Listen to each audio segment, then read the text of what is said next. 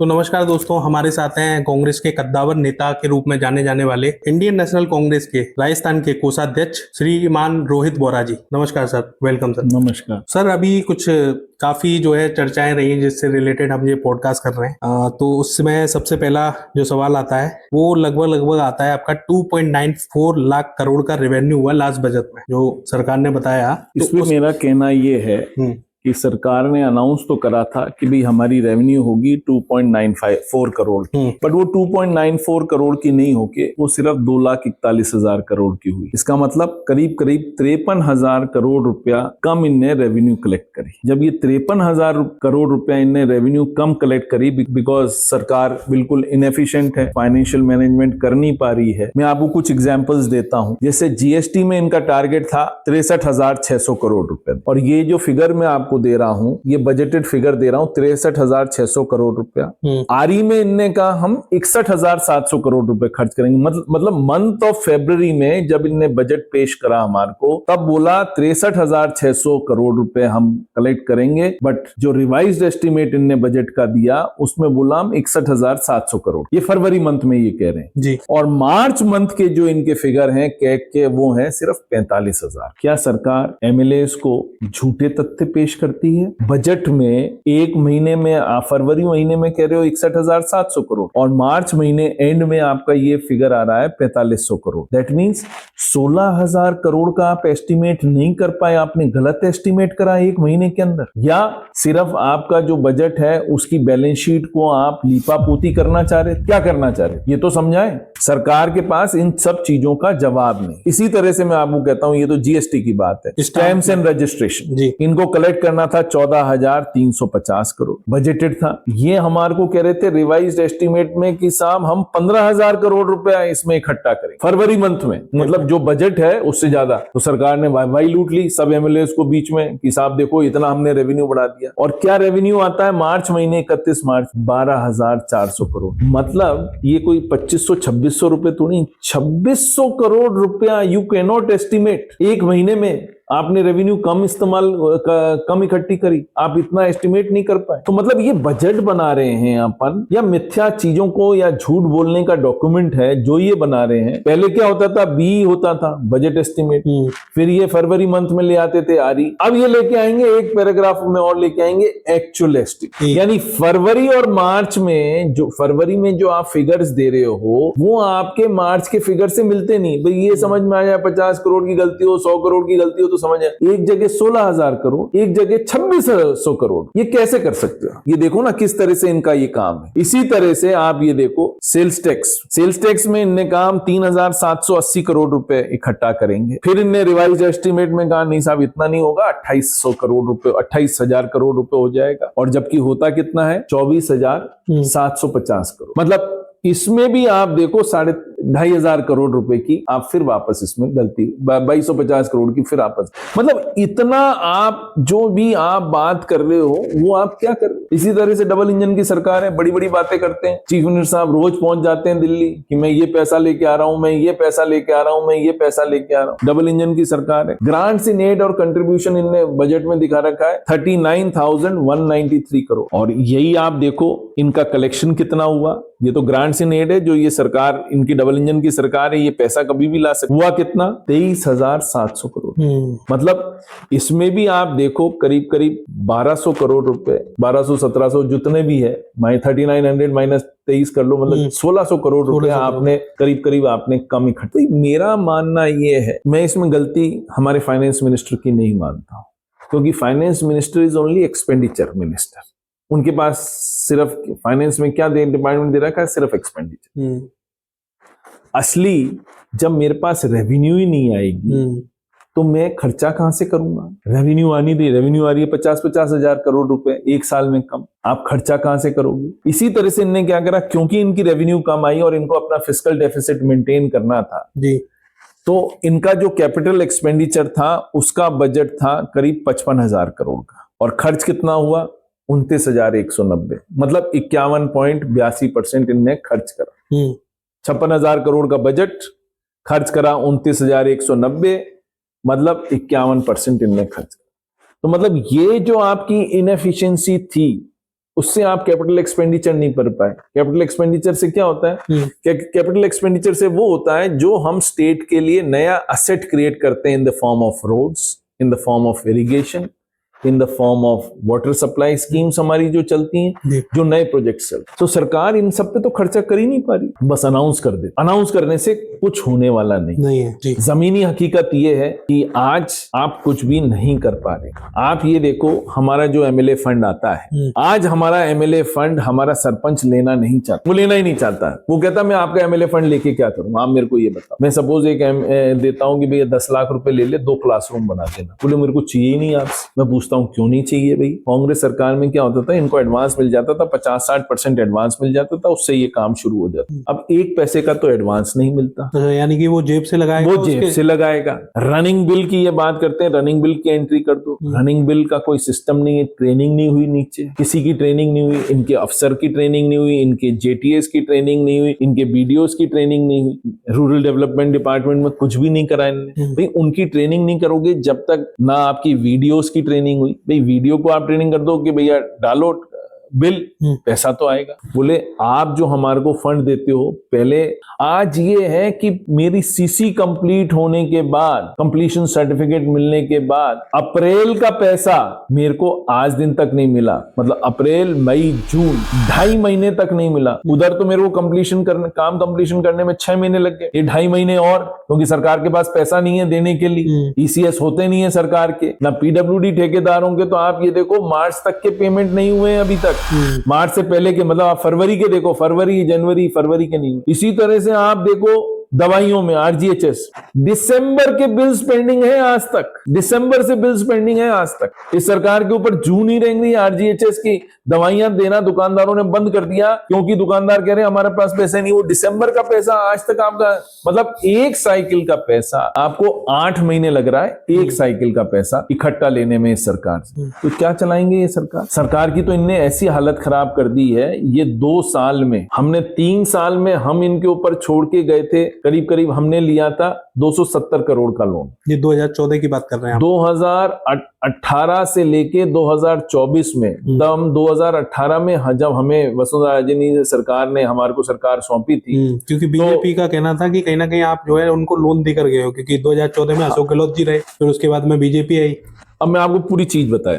2014 में जब अशोक जी गए, तब स्टेट के ऊपर लोन छोड़ के गए थे 1,29,910 का, जो था करीब 23.5% ऑफ द जीडीपी, जो विद इन लिमिट्स था। जब 2018 में हमारे को सरकार मिली, वसुंधरा जी खत्म हुई, तो वसुंधरा जी हमारे पर छोड़ के गई 3,09,385 करोड़ का, which was 33.47% of the GDP, मतलब 10% बढ़ा के गई हमारे। इसी तरीके से जब हम छोड़ के गए अभी, तो हम छोड़ के गए 5,79,781 करोड़ टोटल लोन हमारा ये इतना था। तो ये आप मान के चलो करीब हम 270 करोड़ का, 2,70,000 करोड़ का लोन छोड़ के गए। इनके 2 साल की स्थिति क्या है? इनके 2 साल की स्थिति है, ये 1,19,000 करोड़ का लोन इनने 2 साल में ये पी गए। 2 साल में ले चुके हैं, अभी तक ले चुके।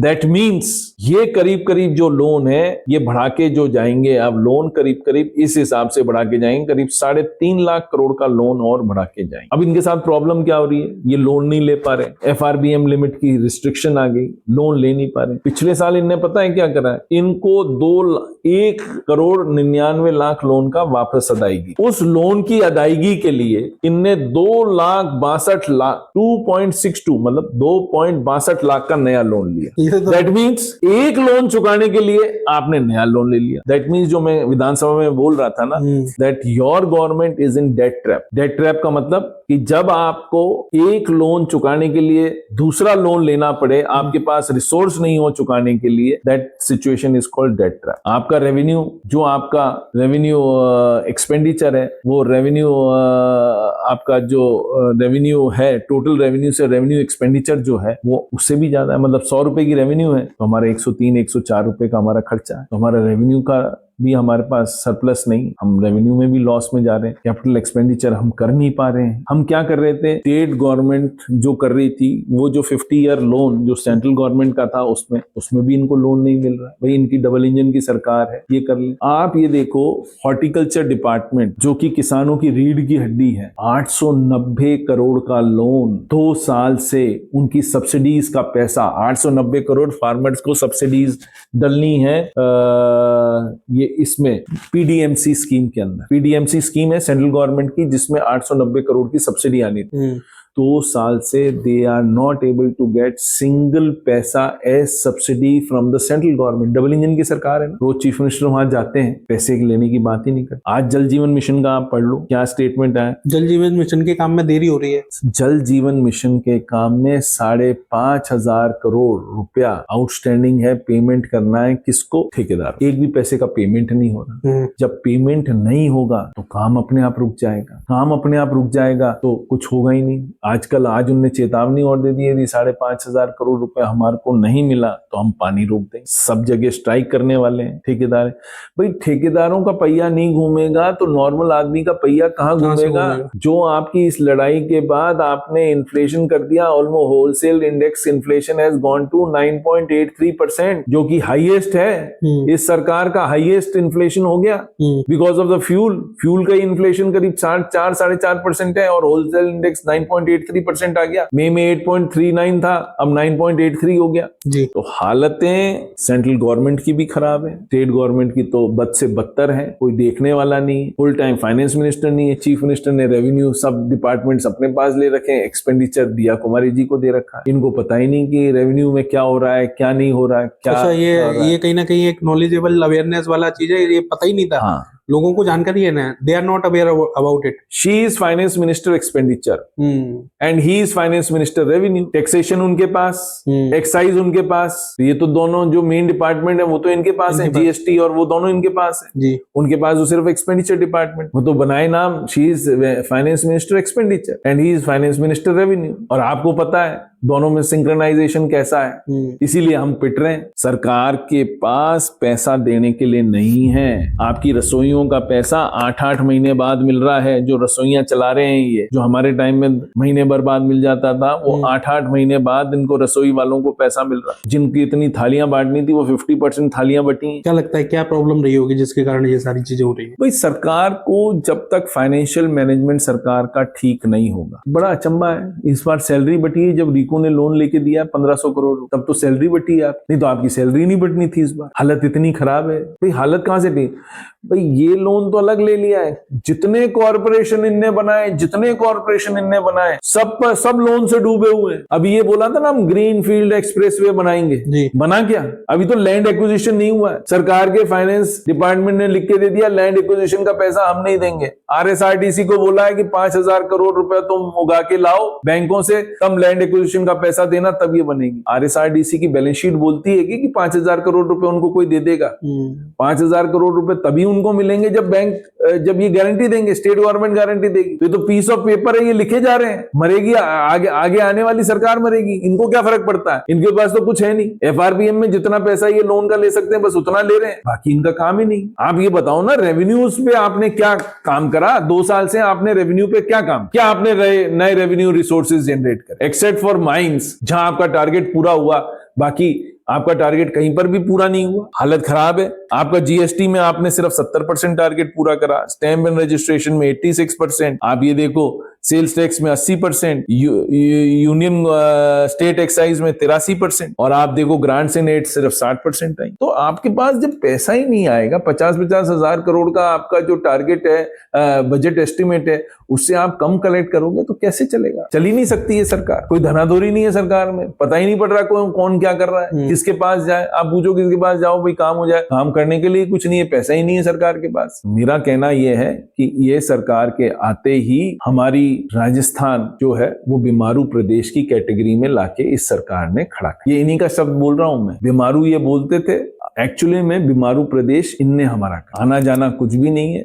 हालतें बहुत खराब हैं। नीचे जमीन पर आप देखोगे तो कुछ नहीं हो रहा, धरातल पे कुछ नहीं हो रहा। वो क्या रहा है? पट्टे नहीं बांट पा रही। अब इनने कैंप लगाए हैं तो कहीं एक पट्टा बट रहा है। कई ऐसी नगर पालिकाएं जहां 0 पट्टे बट, कौन ले रहा है आपसे पट्टे? हमारी सरकार थी तो 4 लाख पट्टे बांट के गई, आदमी को राहत दे के गई थी, कुछ नहीं। एक राजाखेड़ा में घोषणा की थी भजनलाल सरकार ने कृषि उपज मंडी को लेकर। कृषि उपज मंडी को लेके मैं तो मुख्यमंत्री जी का बहुत बहुत धन्यवाद देता हूँ। उन्होंने कृषि उपज मंडी एक राजाखेड़ा को देन दी। 2 साल हो गए, जमीन अलॉट हुई, जमीन भी अलॉट नहीं हुई। उसके लिए ना बजट में से पैसा का प्रोविजन आया, कुछ भी नहीं हुआ, जमीन ही अलॉट नहीं हुई। जब जमीन ही अलॉट नहीं हो तो आप समझ सकते हो क्या काम होगा। 2-2 साल में तो जमीन अलॉटमेंट नहीं हो रहे भजनलाल सरकार में। क्या करोगे आप? सिर्फ जो है ना थोती घोषणाएं, वहां बैठ के बड़ा बोलना कि हम ये कर देंगे वो कर देंगे। करोगे कैसे? तुम्हारे पास पैसा कहाँ है? बिना पैसे के थोड़ी कोई काम हो जाता है। आप देखो टोटल 51% पैसा खर्च करा है ऑन कैपिटल एक्सपेंडिचर। क्यों करा भाई खर्च? पूछो अपने अफसरों से, क्यों नहीं आप फाइनेंशियल मैनेजमेंट को अपना ठीक कर रहे जिससे ये सब चीजें ठीक हो? कुछ नहीं होने वाला। आपके हिसाब से सरकार सो रही है अभी? सरकार नाम की चीज ही नहीं है। सो जाए तो फिर भी ठीक है, सरकार नाम की चीज ही नहीं। आप ये देखो 3000 करोड़ रुपए हमारे, बिकॉज इनने इलेक्शन नहीं करा है तो गांव में काम नहीं हो रहा। अब गांव में एसएफसी का पैसा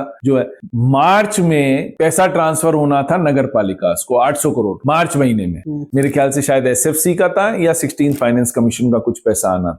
मार्च महीने से ना तो एसएफसी का पैसा ना ये पैसा, नगर पालिकाओं को एक पैसा नहीं गया है। नगर पालिकाओं की कर्मचारियों की तनख्वाह जो कि स्टेट गवर्नमेंट देती थी 2-2 महीने से नहीं मिली है। ये हाल है इस सरकार का। क्या करेगी ये सरकार? आपको ये लगता है दयनीय कि स्थिति में है हम आज की डेट में। इन सब चीजों से कहीं ना कहीं आपके धरातल पर काम करने की जो प्रणाली है उस पर फर्क पड़ता है? धरातल पे काम ही नहीं हो रहे। मैंने आपको बताया, सरपंच काम नहीं करना चाहते, पैसा नहीं है, पैसा आपको एडवांस नहीं दे रहे। हमने किरोड़ी जी के मीटिंग में बोल दिया कि साहब इसको सुधार करो। किरोड़ी बाबा की भी नहीं चल रही मेरे को लग रहा है। उन्होंने मेरे सामने कहा था भाई कम से कम 30-40% पैसा तो दो जिससे काम होगा। काम ही नहीं हो रहा। जब एमएलए फंड के पैसे के काम नहीं हो रहे तो आप क्या एक्सपेक्ट करते कि किसके काम होंगे? हालत इतनी खराब है। एक जो काली तीर योजना का कहीं ना कहीं बार बार वर्णन मिलता है, उसके बारे में क्या ख्याल? देखिए, काली तीर योजना अशोक गहलोत के टाइम, अशोक गहलोत सरकार में हमने, कांग्रेस की जब हमारी सरकार थी तब हमने 640 करोड़ की योजना मंजूर कराई थी। उसके टेंडर हो गए थे। जब तक हमारी सरकार जारी थी टेंडर हो गए। उसमें 2 चीजें बची थी। हमारी सरकार में ही हमने वन विभाग से एनओसी लाके दी, बट फिर क्योंकि धौलपुर में टाइगर सेंचुरी बनी तो उनको वाइल्ड लाइफ क्लियरेंस भी लेनी। वाइल्ड लाइफ क्लियरेंस में, यानी ये डबल इंजन की सरकार है, वाइल्ड लाइफ क्लियरेंस में हमें 1.5-2 साल लगे। अब जाके वाइल्ड लाइफ क्लियरेंस आई। अब वाइल्ड लाइफ क्लियरेंस आई है, फिर इनने कहा क्योंकि अब वाइल्ड लाइफ क्लियरेंस आई, फिर वापस वन विभाग की क्लियरेंस के लिए गई। वन विभाग की क्लियरेंस वापस ले रहे हैं। अब जाके ये क्लियरेंस खत्म होगी तब आप ये मान के चलना कि भाई राजाखेड़ा और ये जैसे ही काली तीर से हम पानी उठाएंगे तो पानी जो है, हमारी जो नदी है, जो पेरिनियल रिवर है, पार्वती नदी है, उसमें हम पानी डालेंगे। 2 साल से वहां पानी कंटिन्यूसली बह रहा है, ओवरफ्लो हो रहा है। उससे क्या हुआ? जितने हमारे एनीकट थे सब भरे, अभी तक भरे, गर्मियों में भी भरे। मतलब पानी में मवेशियों के लिए जो गांव नदी के पास है वहां पानी की मवेशियों में दिक्कत नहीं है, क्योंकि वहां से पानी पी लेती हैं, वहां नहा लेती हैं, ये सब कर लेती हैं। आप ये मान के चलो, ये होने से हमारे कई गांव हैं जहां वाटर टेबल जो है 100-100 फुट पे आ गया, 150-150 फुट आ। लोग बाग 3-3 फसल करने लगे, जैसे यूपी जैसे 3-3 फसल करने लगे। उससे हमें एडवांटेज है। हमारी सोच थी कि ये, और जो इन लोगों ने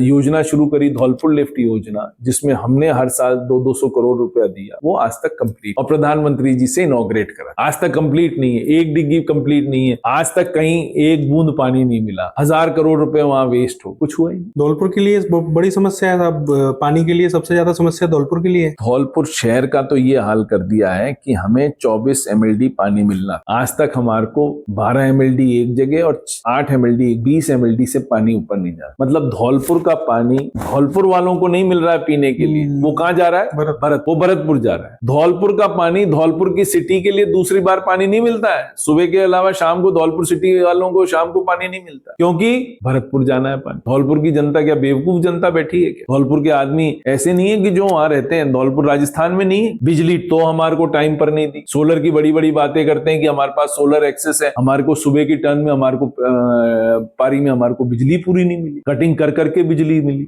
हम अनाउंस कर गए थे 1000 मेगावाट का धौलपुर में प्लांट, क्योंकि हिंडौन वाला पूरे कैपेसिटी पे चल रहा है प्लांट, ट्रिप हो जाता है, कभी कुछ हो जाता है। उन लोगों को भी कह रखा है धौलपुर को काट दो, क्योंकि धौलपुर में तो आदमी रहते नहीं, सिर्फ भरतपुर में आदमी रहते हैं कि धौलपुर को काट दो, भरतपुर को चालू रखना, चाहे कुछ भी हो जाए। ये जो धौरी नीति है ना बीजेपी वालों की अगेंस्ट धौलपुर डिस्ट्रिक्ट, वो बहुत ही निंदनीय और अशोभनीय। टाइम आने दीजिए, इनको ये ठीक करके मैं बता दूंगा कि ये ठीक किस तरह से करेंगे। अभी तक ये बात हुई थी, हमारी सरकार में अनाउंस हुआ था 1000 मेगावाट का यहाँ सब स्टेशन लगना था, अभी तक काम चालू है। जमीन अलॉट पड़ी हुई है, जमीन पड़ी हुई है, काम ही चालू नहीं। इतना इनने जरूर कर दिया, जो हमारी सरकार अनाउंस कर गई थी और काम टेंडर वेंडर कर गई थी। तो हमारे यहाँ मनिया में 220 और अंबिका पे 132 केवीए का सब स्टेशन बनना शुरू हो गया और ऑलमोस्ट बन के तैयार है। वो इस सीजन में, मतलब इस एक सरकार के 3 साल जाने के बाद वो चालू, 2.5 साल तो निकल ही गए, ये सीजन आएगा तीसरे साल में ही आप ये देखो ये चालू हुआ है। जबकि काम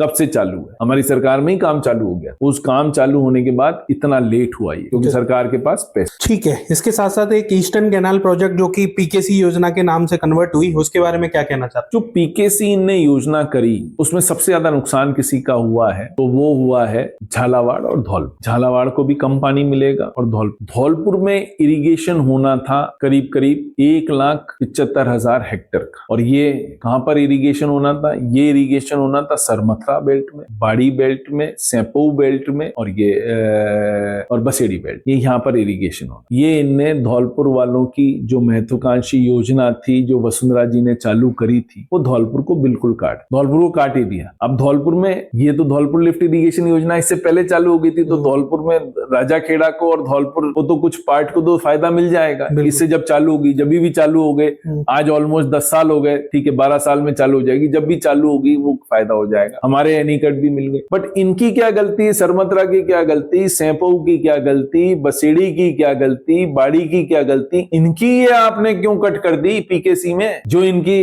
1,75,000 हेक्टेयर भूमि जो इनकी सिंचित होनी थी ईस्टर्न कैनाल प्रोजेक्ट से, हम इनको पानी मिलना था कहां से? इनको पानी मिलना था भरतपुर के बंद बरेठा से, पानी इधर आना था, वो इनने काट ही दिया, जोड़ना ही बंद कर दिया। और ना ये बात कर रहे, उस पूरे पीकेसी में इनने बात ही नहीं करी है, धौलपुर डिस्ट्रिक्ट की कोई बात ही नहीं हुई, धौलपुर को कुछ मिलेगा ही नहीं इनसे। भाई जहां से चंबल बह रही है वहां से हमको पानी नहीं मिल रहा तो हमारा काल क्या होगा? और पानी कहां देना चाहते हैं? पानी देना चाहते हैं भरतपुर को, अलवर को। अरे यार जहां है हमारे तो कम से कम इरिगेट करो, हमारे यहाँ से पानी, फिर जो एक्स्ट्रा पानी है वो आप लेके जाओ। कौन मना कर रहा है? आप मना थोड़ी कर रहे हैं, बट कुछ करना ही नहीं चाहते।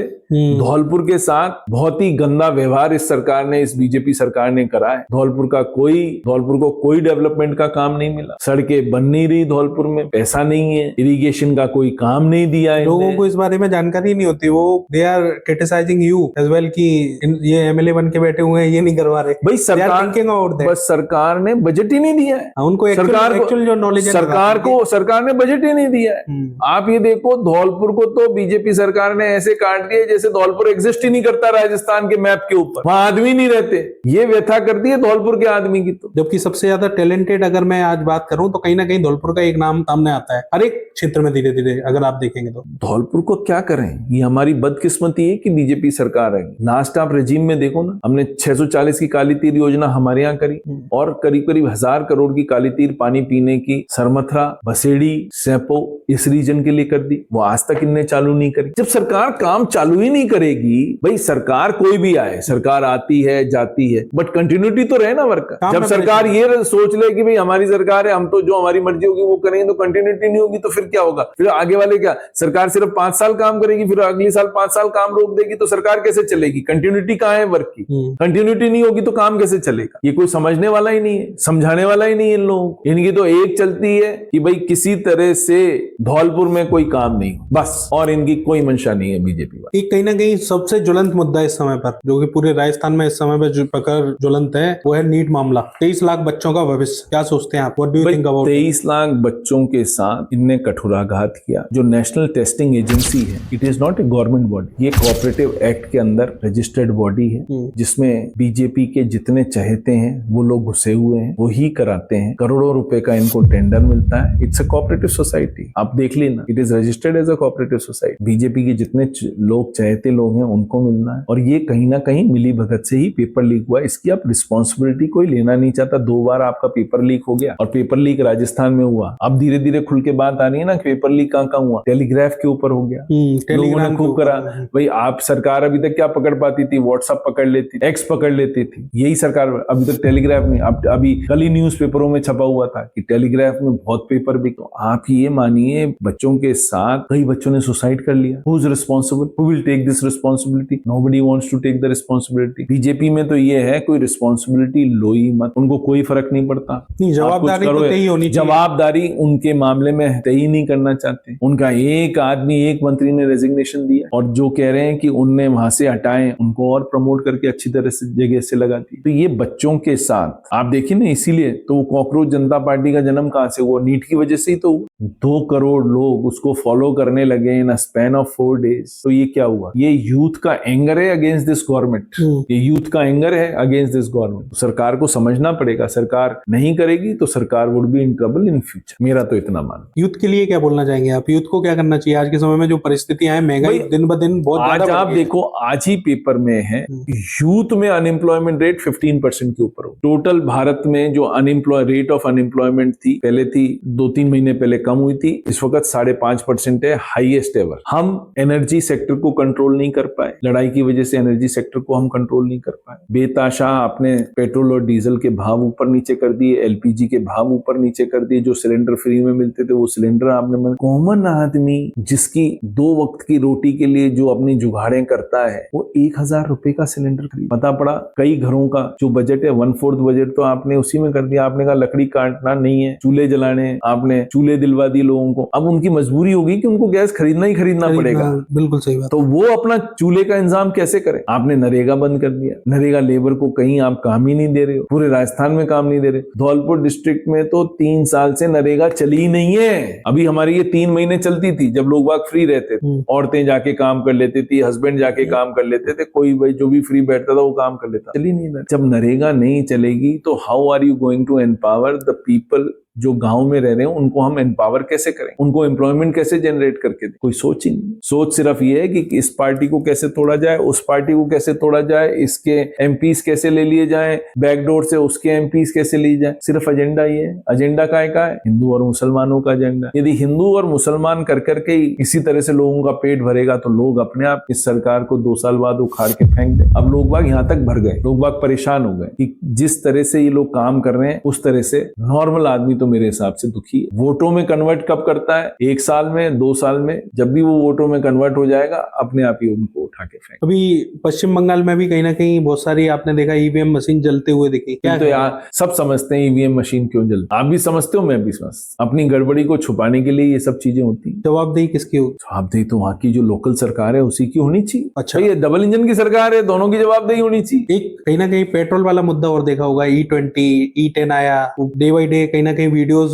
जो है स्पार्क हो रहे हैं, वायरल हो रहे हैं कि भाई चींटियां चिपक रही हैं एथेनॉल में, जो मोटरसाइकिल है वो खराब हो रही हैं। क्या लगता है अगले 3 साल में कई जो जनता है, जनता बड़ी त्रस्त है? जनता त्रस्त रहे जब तक जनता ये डिसाइड नहीं कर लेती इस सरकार को उठा के फेंकना है, जब तक कुछ होगा नहीं। इस सरकार की रीति और नीति में बहुत डिफरेंस है। मतलब आपको पता ही नहीं है क्या है क्या नहीं है, सरकार को पता ही नहीं है। हमारे तो बीजेपी सरकार को, यहाँ मंत्रियों को ही नहीं पता है कि क्या करना है क्या नहीं। हालत बद से बदतर हो गए। राजस्थान में मैं कहूँ एंटी इनकम्बेंसी चरम पर है। ना आज तक इनने पंचायत राज, नगर पालिका किसी के चुनाव नहीं कराए। सबके पैसे आने फाइनेंस कमीशन से बंद हो गए। Who is responsible? और फिर only this BJP government is responsible. और इस वक्त गांव में एक पैसे का काम नहीं हो रहा, सब एंटी इनकम्बेंसी इनके ऊपर चढ़ेगी। एक पैसे का काम नहीं हो रहा क्योंकि सरकार के पास पैसा नहीं है। ठीक है। इसके अलावा सबसे ज्यादा इंपॉर्टेंट एक चीज और आती है, कहीं ना कहीं लोगों के दिमाग में आती है कि क्या करना चाहिए, किस तरीके से चीजें बदलेंगी। क्योंकि बीजेपी गवर्नमेंट ने अगर कोई गलती की है या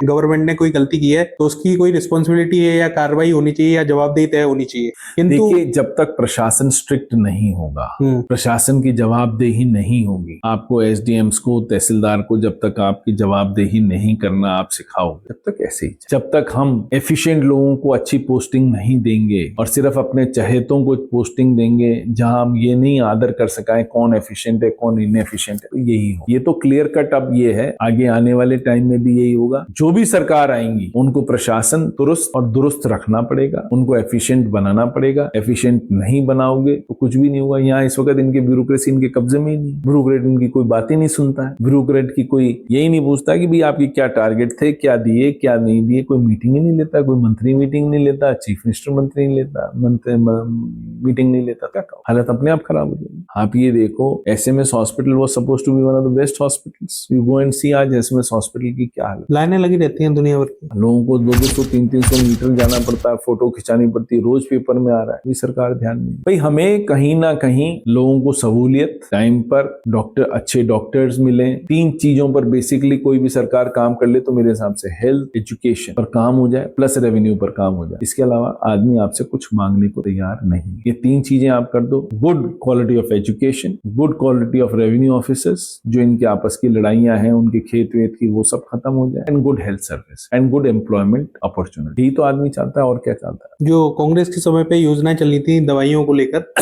तो उनके बारे में क्या कहना है? क्योंकि अभी जो है गर्मी बहुत ज्यादा जरूरत से ज्यादा पड़ रही है, जिसके कारण कई लोगों ने ये सजेस्ट किया, जो विद्वान लोग थे, बुद्धिजीवी लोग थे, कि इन दवाइयों को उठाकर आप जो है कहीं ना कहीं फ्रीज में डालिए, तब जाके ये दवाइयां बचेंगी। देखिए हालत बहुत ज्यादा खराब है। मैं आपको फिर कह रहा हूँ, सरकार के पास पैसा नहीं होने से आरएमआरसीएल में दवाइयां नहीं। क्यों नहीं दवाइयां आरएमआरसीएल में एक रूल है, यदि आपका फर्स्ट पेमेंट नहीं हुआ है तो आपकी थर्ड सप्लाई नहीं आएगी। तो कंपनियां दे ही नहीं दी सप्लाई। फर्स्ट का ही पेमेंट नहीं हुआ है तो थर्ड सप्लाई कहां से दे दूंगा? रूल बने हुए हैं, तब दे ही नहीं रहे लोग बाग। जब दवाइयां नहीं दे रहे तो हॉस्पिटलों में दवाइयां नहीं, हॉस्पिटलों में दवाइयां नहीं तो वहां इमरजेंसी दवाइयां खरीदी जाती। इमरजेंसी दवाइयां खरीदता है तो शॉर्ट एक्सपायरी की दवाइयां खरीदता है। शॉर्ट एक्सपायरी की दवाइयां इसलिए खरीदता है कि उसको ज्यादा कमीशन मिलता है हॉस्पिटल्स में। ये हाल पिछली बार धौलपुर हॉस्पिटल में हुआ ना 1 साल पहले, शॉर्ट एक्सपायरी की खूब दवाइयां खरीदी गई, शॉर्ट एक्सपायरी की दवाइयां खरीदी गई, उससे उनको कमीशन मिला। पुराने पीएमओ को जो थे विजय सिंह, उनको पीएमओ को खूब कमीशन मिला और उसने खूब गड़बड़ियां करी, कोई देखने वाला ही नहीं, लिखित में राइटिंग भी करी, वो भी सब खत्म हो गई। तो ये चोरी का जो धंधा है हम खुद ही करा रहे ना। हम उधर टाइमली पेमेंट कर दें, उधर महंगी दवाइयां भी खरीद रहे हैं, ले तो फिर भी रहे ना, अल्टीमेटली तो पैसा तो सरकार का ही जा रहा है ना। आरएमआरसीएल में भी पैसा तो सरकार का ही जा रहा है, तो उधर ही हम पेमेंट कर दें तो हमारे को पूरी दवाइयां मिल जाएंगी। ड्रिप सेट्स नहीं है, कैनुलाज नहीं है, क्या सरकार चला रहे? जो बेसिक एजुकेशन डॉक्टर्स को हम दे रहे हैं मेडिकल कॉलेजेस में तो हम 500 करोड़ 600 करोड़ कर रहे हैं खर्च। But what about the faculty? What are we spending money on the faculty? No. सब ऑनलाइन कोर्सेज में बच्चे पढ़ रहे हैं। ऑनलाइन कोर्सेज में क्या पढ़ेंगे? जब तक आप उनको प्रैक्टिकल नहीं कराओगे तो ऑनलाइन कोर्सेज में क्या बच्चे? हम क्या कर रहे हैं? हम बच्चों को ऐसा बना रहे हैं जो भविष्य के डॉक्टर्स हैं बच्चे। जब भविष्य में अच्छे डॉक्टर्स ही नहीं होंगे इस कंट्री के पास तो कंट्री आगे कैसे चलेगी? जितने स्टेट में गवर्नमेंट कॉलेजेस खुले हैं डिस्ट्रिक्ट लेवल पर, वहां टीचर्स की सख्त कमी है, पढ़ाने वाले टीचर्स की सख्त कमी है। तो ये सरकार को और ध्यान देना चाहिए। सरकार नहीं ध्यान दे रही है, वो सरकार की इच्छा है। हम इसी में खुश हैं कि हम हर डिस्ट्रिक्ट हेडक्वार्टर पे एक मेडिकल कॉलेज खोल रहे। अरे मेडिकल कॉलेज खोलने से क्या, मेडिकल कॉलेज में टीचर्स तो हो, एब्सोल्युटली राइट, डॉक्टर्स तो हो। मेडिकल कॉलेज आपने ऐसा कर दिया कि ना तो कार्डियोलॉजिस्ट है ना ऑन्कोलॉजिस्ट है। काय का मेडिकल कॉलेज है वो? भरतपुर संभाग में कार्डियोलॉजी डिपार्टमेंट ही नहीं है मेडिकल कॉलेजेस में। संभाग की बात कर रहा हूं मैं, हर आदमी को जयपुर आना पड़ता है। तो अपने आप आपकी एसएमएस की हालत खराब हो रही है। आपका कहने का मतलब है कि अगर जमीनी स्तर पे वहां पर कहीं ना कहीं दे दें तो लोगों का आना, जो पलायन है, वो रुक जाएगा। वो रुक जाएगा। हाँ। पीपल वुड बी हैप्पी कि भाई आज धौलपुर मेडिकल कॉलेज में नहीं है तो संभाग में एक भरतपुर में तो हो। सीएम की कॉन्स्टिट्यूंसी कार्डियोलॉजी डिपार्टमेंट नहीं क्रिएट कर सकते, ऑन्कोलॉजी डिपार्टमेंट नहीं क्रिएट कर सकते। क्यों नहीं कर सकते? सोच और विजन की कमी है। इसी कारण ये सरकार बिल्कुल फेलियर सरकार है। ना इनसे फाइनेंस मैनेजमेंट हो रहा है, बीमारू प्रदेश की तरफ हम करते जा रहे हैं, डेट ट्रैप में हम फंस चुके हैं। हालत हमारी बहुत ही दयनीय होती जा रही है और दिन पे दिन और बिगड़ती। क्योंकि आप प्रदेश के आईएनसी से कोषाध्यक्ष हैं, तो यदि सरकार आपको मौका देती है साथ में काम करने का, तो क्या आप साथ में काम करेंगे? उनके बताएंगे उनको किस तरीके से क्या किया जाना चाहिए? कोई पूछने वाला ही नहीं आपसे। भाई यदि मैं ट्रबल में हूं तो मैं तो 10 आदमियों को बुला के पूछूं, भाई मेरे को इस ट्रबल में से निकालो, स्टेट को बताओ क्या करना चाहिए, हाउ टू मूव फॉरवर्ड। ना कोई सेशन है, ना कोई माइंड बॉगलिंग सेशन है, ना कोई पूछने वाला है। क्या है, जैसा चल रहा है वैसे चलने दो। ना कोई कंसल्टेंट्स लगा के पूछा भाई आप ट्रबल में हो, कंसल्टेंट्स लगाओ कि how to get yourself out of this trouble. कुछ ना कुछ तो होगा ना तरीका। हम सुझाएं, आप सुझाओ किस तरह से हम रेवेन्यू के रिसोर्सेज बढ़ाएं, कुछ बढ़ाएं। कोई कुछ। जो यूथ है, यूथ भी बहुत ज्यादा जागरूक हो रहा है, डे बाय डे यूथ जो है जागरूक हो रहा है। As the education level increases in the country, naturally जवाबदेही ज्यादा बढ़ जाएगी। जब तक एजुकेशन नहीं थी, जब तक कोई प्रॉब्लम नहीं, जैसे जैसे एजुकेशन होगी वैसे वैसे जवाबदेही सरकार की बढ़ानी पड़ेगी सर। तो thank you so much for giving your valuable time sir. और इसी क्रम में हम आगे भी आपसे इस तरीके से बातचीत जारी रखेंगे। तो थैंक यू वंस अगेन। और राजस्थान में धौलपुर जिले के लोगों के लिए क्या कहना चाहेंगे, 2 मिनट में अगर संदेश देना चाहते हैं आप? मैं धौलपुर वासियों को यही कहना चाहूंगा कि ये जो बीजेपी सरकार धौलपुर जिले से नाइंसाफी कर रही है, हमारे को इनको मुंह तोड़ जवाब देना पड़ेगा। अगले चुनाव में जब कांग्रेस सरकार आएगी तो मैं इंश्योर करूंगा कि धौलपुर वालों की जितने दुख दर्द हैं उनको हम सबको खत्म कर देंगे अगली कांग्रेस की सरकार। तो ये थे हमारे साथ कद्दावर नेता के रूप में जाने जाने वाले रोहित बोहरा जी, जो कि अपनी बेबाक बातचीत के लिए जो है पूरे राजस्थान में, पूरे देश में प्रसिद्ध हैं इस समय पर। तो इसी क्रम में हम आगे इसी तरीके से बातचीत जारी रखेंगे। Thank you so much.